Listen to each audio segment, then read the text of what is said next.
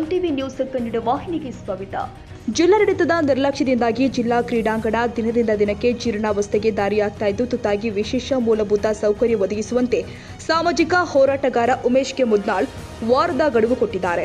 ಕ್ರೀಡಾಂಗಣಕ್ಕೆ ಭೇಟಿ ಕೊಟ್ಟು ಒಳ ಹೊರ ಭಾಗವನ್ನು ಪರಿಶೀಲಿಸಿದ ಬಳಿಕ ಮಾತನಾಡಿದ ಉಮೇಶ್ ಕೆ ಮುದ್ನಾಳ್, ಜಿಲ್ಲಾ ಕೇಂದ್ರವಾಗಿ 15 ವರ್ಷವಾದರೂ ಕೂಡ ಅಭಿವೃದ್ಧಿ ಮರೀಚಿಕೆಯಂತಾಗಿದ್ದು, ಕೋಟ್ಯಾಂತರ ರೂಪಾಯಿ ವೆಚ್ಚದಲ್ಲಿ ನಿರ್ಮಾಣವಾದ ಕ್ರೀಡಾಂಗಣದ ನಿರ್ವಹಣೆಯಲ್ಲಿ ಸರ್ಕಾರ ಹಾಗೂ ಜಿಲ್ಲಾಡಳಿತ ಸಂಪೂರ್ಣ ವಿಫಲ ಅಂತ ಆರೋಪಿಸಿದ್ರು. ಕ್ರೀಡಾಂಗಣದಲ್ಲಿ ವಾಕಿಂಗ್ ಟ್ರ್ಯಾಕ್ ಇಲ್ಲ, ಚರಂಡಿ ಸ್ವಚ್ಛವಾಗಿಲ್ಲ, ವಾಹನ ನಿಲುಗಡೆ ವ್ಯವಸ್ಥೆ ಅಸ್ತವ್ಯಸ್ತ, ಸಮದಟ್ಟ ಆಟದ ಮೈದಾನ ಕೊರತೆ, ಆರ್ಒ ಪ್ಲಾಂಟ್ ದುರಸ್ತಿ ಆಗದೆ ಬಿದ್ದಿದೆ ಅಂತ ಅವರು ಹೇಳಿದ್ದಾರೆ. ನಿರಂತರ ಮಳೆಯಿಂದಾಗಿ ಒಳ ಹೊರ ಭಾಗದಲ್ಲಿ ಗಿಡಗಂಟಿಗಳು ಬೆಳೆದು ವಿಷ ಜಂತುಗಳ ಹಾವಳಿ ಹೆಚ್ಚಾಗಿದೆ. ಒಳಭಾಗದ ಡಾಂಬರ್ ರಸ್ತೆ ಹಾಳಾಗಿದ್ದು, ಕಟ್ಟಡಗಳು ಶಿಥಿಲಗೊಂಡಿದೆ. ಖೋಖೋ ಹಾಗೂ ಬಾಸ್ಕೆಟ್ಬಾಲ್ಗೆ ಪ್ರತ್ಯೇಕ ಮೈದಾನಗಳು ಇಲ್ಲ. ಸಾರ್ವಜನಿಕರು ಹಾಗೂ ಕ್ರೀಡಾಪಟುಗಳಿಗೆ ಕುಳಿತುಕೊಳ್ಳಲು ಬೇಕಾದ ಆಸನಗಳ ಕೊರತೆ ಇದೆ. ಕ್ರೀಡಾಭಿಮಾನಿಗಳಿಗಾಗಿ ಹಾಕಿರುವ ಆಸನಗಳಿಗೆ ಸಿಮೆಂಟ್ ಪ್ಲಾಸ್ಟರ್ ಮಾಡಿಲ್ಲದೆ ಬಿಟ್ಟಿದ್ದು, ಮೇಲ್ಭಾಗದ ಶೀಟ್ ಹ್ಯಾಂಗರ್ಗಳಿಗೆ ಬಣ್ಣ ಹಾಕದೇ ಇರುವ ಕಾರಣ ತುಕ್ಕು ತಗುಲುತ್ತಿದೆ. ಜೊತೆಗೆ ಕ್ರೀಡಾಂಗಣದಲ್ಲಿ ಅನೈತಿಕ ಚಟುವಟಿಕೆಗಳು ಹೆಚ್ಚಾಗ್ತಾ ಇರೋದು ಗಂಭೀರ ಸಮಸ್ಯೆಯಾಗಿದೆ ಅಂತ ಸಾಮಾಜಿಕ ಹೋರಾಟಗಾರ ಉಮೇಶ್ ಕೆ ಮುದ್ನಾಳ್ ವಿಷಾದ ವ್ಯಕ್ತಪಡಿಸಿದ್ದಾರೆ. ವಾರದ ಒಳಗೆ ಸೌಕರ್ಯವನ್ನ ಸುಧಾರಿಸದಿದ್ದರೆ ಡಿಸೆಂಬರ್ 3ರಂದು ರಾಜ್ಯ ಯುವ ಜನೋತ್ಸವ ಉದ್ಘಾಟನೆಗೆ ಆಗಮಿಸುವ ಮುಖ್ಯಮಂತ್ರಿ ಎದುರು ಕಪ್ಪು ಬಟ್ಟೆ ಪ್ರದರ್ಶನ ಮಾಡಲಾಗುತ್ತೆ ಅಂತ ಉಮೇಶ್ ಕೆ ಮುದ್ನಾಳ್ ಹಾಗೂ ಚಂದ್ರಶೇಖರ್ ತಂಬಾಕೆ ನೇತೃತ್ವದಲ್ಲಿ ಚಿತ್ತಾಪುರ ರಸ್ತೆಯ ಶ್ರೀ ಆಂಜನೇಯ ದೇವಸ್ಥಾನ ಆವರಣದಲ್ಲಿ ತಂಡ ಖಡಕ್ ಎಚ್ಚರಿಕೆ ಕೊಟ್ಟಿದ್ದಾರೆ. ಯಾದಗಿರಿ ಜಿಲ್ಲಾ ಆಗಿ ಸುಮಾರು 15 ವರ್ಷ ಗಳಿಸಿದರೂ ಕೂಡ ಜಿಲ್ಲಾ ಕ್ರೀಡಾಂಗಣಕ್ಕೆ ವಿಶೇಷ ಮೂಲಭೂತ ಸೌಕರ್ಯ ಒದಗಿಸುವಲ್ಲಿ ಜಿಲ್ಲಾಡಳಿತ ಮತ್ತು ರಾಜ್ಯ ಸರ್ಕಾರ ವಿಫಲ ಆಗ್ಯದನ್ನು ತಪ್ಪಾಗಲ್ಲ. ಕ್ರೀಡಾಂಗಣದ ಒಳಗಡೆ ಡಾಂಬರ್ ರಸ್ತೀಕರಣ ಹಾಳಾಗಿ ಹೋಗ್ಯದ. ಕ್ರೀಡಾಂಗಣ ಒಳಗಡೆ ಇರ್ತಕ್ಕಂಥ ಚರಂಡಿ ತುಂಬಿ ಗಬ್ಬೆದ್ದು ನಾರ್ಲಕತ್ತದ. ಕ್ರೀಡಾಂಗಣ ಒಳಗಡೆ ಇರ್ತಕ್ಕಂಥ ಯಾವುದು ವಾಕಿಂಗ್ ಟ್ರ್ಯಾಕ್ ಇಲ್ಲ. ಆಮೇಲೆ ವಿದ್ಯುತ್ ಸಂಪರ್ಕ ಎಲ್ಲ ಹಾಳಾಗಿ ಹೋಗ್ಯವ. ಆಮೇಲೆ ಎಲ್ಲ ಕಡೆಗೆ ಐಮಾಕ್ಸ್ ಹಾಕಬೇಕು. ಆಮೇಲೆ ಆರೋ ಪ್ಲಾಂಟ್ ಕೆಟ್ಟೋಗ್ಯದ. ಆಮೇಲೆ ಅಲ್ಲಿ ಇರ್ತಕ್ಕಂಥ ಏನದಂದರೆ ಒಳಗಡೆ ಏನದ ಆ ಜನ ಕ್ರೀಡಾ ವೀಕ್ಷಣೆಗೆ ಬಂದಿರತಕ್ಕಂಥ ಕೂಡೋರಿಗೆ ಏನದ ಆಸನಗಳು ಯಾವುದೇ ಪ್ಲಾಸ್ಟರ್ ಆಗಿಲ್ಲ. ಮೇಲ್ಗಡೆ ಹಾಕಿರ್ತಕ್ಕಂಥ ಟೀನ್ ಹಾಕಿರ್ತಕ್ಕಂಥ ನೆರಳಿನ ವ್ಯವಸ್ಥೆ ಮಾಡೋಕೆ ಅದಕ್ಕೆ ಎಂಗ್ಲರ್ಗೆ ಅರ್ಧಕ್ಕೆ ಕಲರೇ ಹೊಡೆದಿಲ್ಲ. ಆಮೇಲೆ ಅಲ್ಲಿ ಏನದಂದರೆ ನಿರಂತರ ಮಳೆನಿಂದ ತಪ್ಪಲ ಗಿಡ ಗಂಟಿಗಳು ಬೆಳೆದವು, ಅದರಲ್ಲಿ ವಿಷ ಜಂತುಗಳದ, ಅದನ್ನು ಕೂಡ ಸ್ವಚ್ಛತೆ ಮಾಡಬೇಕು. ಅದರಲ್ಲಿ ಏನದ ಕ್ರೀಡಾಪಟುಗಳಿಗೆ ಮೈದಾನ ಸರಿಯಾಗಿಲ್ಲ, ಯಾಕಂದ್ರೆ ಮಳೆ ಬಂದರೆ ನೀರು ನಿಂದಿರ್ತಾವ. ಆಮೇಲೆ ಆಟಗಾರಿಗೆ ಏನದ ವಿಶೇಷ ಖೋಖೋ ಆಗಿರೋ ಇನ್ನೋದು ಆಟದ ಮೈದಾನಗಳಿಲ್ಲ, ಸ್ವಚ್ಛ ಮಾಡ್ತಕ್ಕಂಥ ಕೆಲಸ ಆಗಬೇಕು ನಿರಂತರ. ಇಲ್ಲದಿದ್ದರೆ ಏನದಂದರೆ ಇವತ್ತು ಒಂದು ವಾರ ಅಂದರೆ 30ನೇ ತಾರೀಕು ಗಡುವು ಕೊಟ್ಟಿದ್ವಿ. ಇವತ್ತು ಏನಾದರೂ ಚಿತ್ತಾಪುರ ರಸ್ತೆಯಲ್ಲಿ ಆಂಜನೇಯ ದೇವಸ್ಥಾನದಲ್ಲಿ 30ನೇ ತಾರೀಕದೊಳಗೆ ಇವೆಲ್ಲ ಕೆಲಸ ಮಾಡಬೇಕು. ಮಾಡದಿದ್ದರೆ ಮಾನ್ಯ ಮುಖ್ಯಮಂತ್ರಿಗಳು 3ನೇ ತಾರೀಕು 4ನೇ ತಾರೀಕು ಯಾದಗಿರಿ ಬರ್ತಕ್ಕಂಥ ಪ್ರವಾಸದಲ್ಲಿ ಇದನ್ನು ಸರಿಯಾಗಿ ಪಡಿಸಲಿಲ್ಲ ಅಂದರೆ ಆ ಮುಖ್ಯಮಂತ್ರಿಗೆ ವಿರುದ್ಧ ಏನದ ಕಪ್ಪು ಬಾವುಟ ಪ್ರದರ್ಶನ ಮಾಡ್ಬೇಕಂತಕ್ಕಂಥದ್ದು ಇವತ್ತು ನಿರ್ಧಾರ ತೆಗೆದುಕೊಂಡಿವಿ.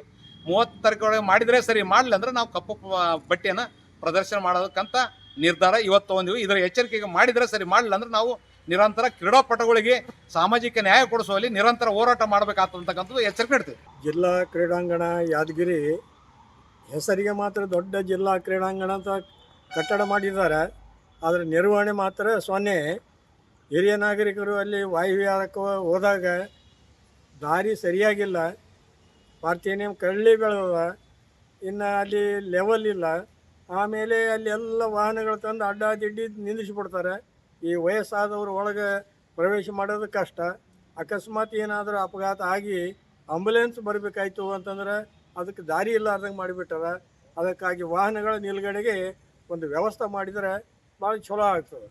ಆಮೇಲೆ ವಾಯುವಿಹಾರಕ್ಕೆ ಬಂದಂಥವರಿಗೆ ಒಂದು ಶುದ್ಧ ಗಾಳಿ ತೆಗೆದುಕೊಳ್ಳೋದಕ್ಕಾಗಿ ವಿವಿಧ ತಳಿ ಗಿಡಗಳನ್ನು ಹೆಚ್ಚು ಹಚ್ಚಿ ಈ ವನ ಮಹೋತ್ಸವ ಅಂತ ಮಾಡಿ ಅವನ್ನು ಬೆಳೆಸಿದ್ರೆ ಒಂದು ವಾಯು ಮಾಲಿನ್ಯನೂ ದೂರ ಆಗ್ತದೆ. ಆಮೇಲೆ ಜನರಿಗೆ ಅನುಕೂಲ ಆರೋಗ್ಯ ದೃಷ್ಟಿಯಿಂದ. ಇನ್ನು ಕೂಡುವ ಈ ಪ್ರೇಕ್ಷಕರಿಗೆ ಕೂಡ್ತಕ್ಕಂಥ ಆಸನಗಳು ಸ್ಥಾನದ ವ್ಯವಸ್ಥೆ ಏನಿದೆಲ್ಲ ಅವೆಲ್ಲ ಶಿಥಿಲ ಆಗಿ ರಾಡ್ ತೇಲಿ ಕುಂತವ್ರಿಗೆ ಕೆಳಗೆ ಚುಚ್ಚತಕ್ಕಂಥ ಒಂದು ಪರಿಸ್ಥಿತಿ ಅದ. ಇನ್ನು ಮೇಲೆ ಒಳಗಿರ್ತಕ್ಕಂಥ ಆಟದ ಮೈದಾನಗಳು ನಿರ್ದಿಷ್ಟವಾಗಿ ಒಂದು ರೇಖೆ ಹಾಕಿಲ್ಲ, ಸುಣ್ಣ ಹಾಕಿಲ್ಲ, ರನ್ನಿಂಗ್ ಟ್ರ್ಯಾಪ್ಗಳು ಏನವೆಲ್ಲ ಮಾಡಿಲ್ಲ. ಇನ್ನು ಎಲ್ಲಿ ಅಂದ್ರೆ ಅಲ್ಲಿ ನೀರು ಬೆಳೆದು ಮಳೆ ಬಿದ್ದಾಗ ಹಳ್ಳ ಬಿದ್ದಂಗೆ ಆಗಿಬಿಟ್ಟವ, ಒಂದು ಲೆವೆಲ್ ಇಲ್ಲ. ಹೀಗಾಗಿ ಆಟಗಾರರಿಗೆ ಯಾವ ಥರದ ಅನುಕೂಲನೂ ಇಲ್ಲ. ಇನ್ನು ಇಂಡೋರ್ ಗೇಮ್ಸ್ ಅಂತ ಒಂದು ಮಾಡಿದ್ದಾರೆ, ಅಲ್ಲಿ ನಾಮಕೆ ವಾಸ್ತೆ ಇಂಡೋರ್ ಗೇಮ್ಸ್ ಅದ, ಒಳಗೆ ಏನೇನೋ ಅವ, ಆದ್ರೆ ಅವು ಒಂದೂ ಸರಿಯಾದ ಸ್ಥಿತಿಯಲ್ಲಿ ಉಪಯೋಗ ಆಗ್ತಾ ಇಲ್ಲ. ಇಂಡೋರ್ ಗೇಮ್ ಕಟ್ಟಡ ಸಹಿತ ಅಲ್ಲಿ ಬಿರುಕು ಬಿಟ್ಟು ಆಗಲೇ ಶಿಥಿಲಾವಸ್ಥೆಗೆ ಬಂದುಬಿಟ್ಟದ. ಕಳಪ ಕಾಮಗಾರಿಯಾಗಿ ಸರ್ಕಾರದ ದುಡ್ಡೇನೋ ಪೋಲಾಗ್ಯದ, ಅದು ಯಾರ ಜೇಬಿಗೆ ಸೇರ್ತೋ ಗೊತ್ತಿಲ್ಲ. ಆದರೆ ಸಾರ್ವಜನಿಕರಿಗೆ ಮಾತ್ರ ಉಪಯೋಗವಾಗ್ತಕ್ಕಂಥ ಸ್ಥಿತಿಗಿಲ್ಲ. ಅದಕ್ಕಾಗಿ ಸಂಬಂಧಪಟ್ಟ ಅಧಿಕಾರಿಗಳು ತಕ್ಷಣ ಇದನ್ನು ಪ್ರಥಮ ಪ್ರಾಶಸ್ತ್ಯ ಅಂತ ತಿಳ್ಕೊಂಡು ಇದರ ಬಗ್ಗೆ ಸೂಕ್ತ ಕ್ರಮ ಕೈಗೊಂಡ್ರೆ ಜನರಿಗೆ ಅನುಕೂಲ ಆಗ್ತದೆ.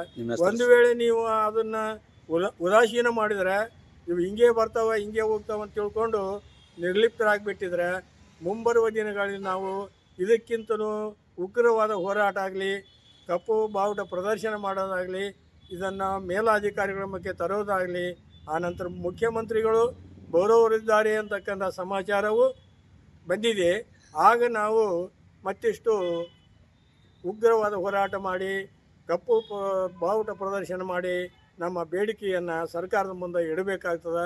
ಅದಕ್ಕಾಗಿ ಸಂಬಂಧಪಟ್ಟವರು ತಕ್ಷಣ ಎಚ್ಚರಾಗಿ ಕಾರ್ಯಪ್ರವೃತ್ತರಾಗಿ ನಮ್ಮ ಈ ಬೇಡಿಕೆಯನ್ನು, ಇದು ಬೇಡಿಕೆ ವೈಯಕ್ತಿಕ ಬೇಡಿಕೆಯಲ್ಲ, ಸಾರ್ವಜನಿಕರ ಬೇಡಿಕೆ, ವಯೋವೃದ್ಧರ ಬೇಡಿಕೆ ಮತ್ತು ಆಟದ ಕ್ರೀಡಾಪಟುಗಳ ಒಂದು ಹಿತದೃಷ್ಟಿಯಿಂದ ಸಂಬಂಧಪಟ್ಟ ಅಧಿಕಾರಿಗಳು ಬೇಗ ಇದನ್ನು ಮಾಡಬೇಕು ಅಂತ ಕಳಕಳಿಯಿಂದ ನಾವು ನಿಮ್ಮಲ್ಲಿ.